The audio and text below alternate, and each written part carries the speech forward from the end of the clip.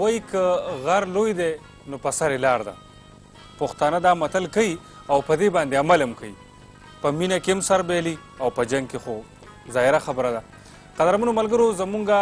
شاعرانو هم مختلف او ډېر ښکلي موضوعات په غزلو کې ځای کړي دي. سید رسول رسا خدای بخښلی وایي چې چا وی چې د عشق خبرې ګرانې دي، چا وی چې د عشق خبرې ګرانې دي، ګرانې خو مینو ته اسانې دي. نو دغه زمونږ د پښتنو هغه سوچ دی په متلو کې هم او په غزلو کې په شعر و شاعرۍ کې هم. د دې نه علاوه څنګه چې د مختلفو سیمو خبره ما وکړه، بنو د خیبر پښتونخوا یوه داسې سیمه ده چې د کجورو د ونو د ښایست سره سره د دغه ځای شاعران، ادیبان او د خوږ اواز مالکان هم دغه سیمې دغه ځمکې زیږولي دي. که تاسو وګورئ د بنو خلک د مینې، د محبت نه او د ورورولۍ نه ډک پک خلک دی. د دې نه علاوه د دغه سیمې د سندرغاړو خبره که موږ کوو نو سردار علي بنوسي هم په دغه سندرغاړو کې یو داسې نوم دی چې زموږ د نظره او زموږ د غوږونو نه اخوا نشي پاتې کېدی. د دې نه وړاندې موږ د خدای بخښلي سید رسول رسا یو شعر وي، دغه غزل خواست کومه سردار علي بنوسي ته چې موږ ته او تاسو ته او قدرمنو مېلمنو ته یې وړاندې کړي.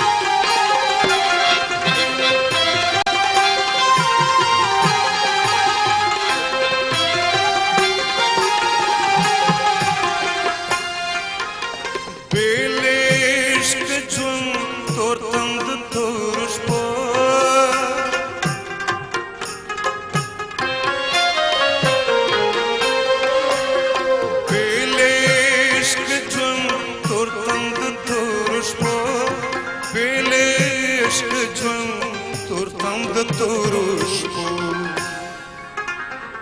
عشق بلډیوا عشق روحاني عشق بلډیوا عشق روحاني ګران خو مینو تا سنې دي ګران خو مینو تا سنې دي چاوي چې د عشق خبرې ګرانې دي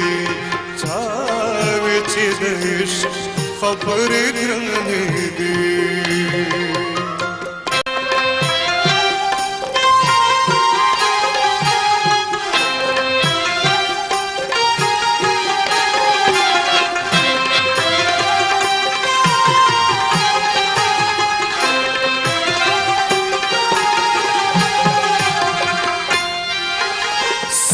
شو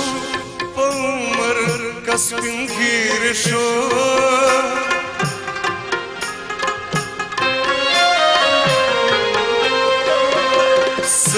شو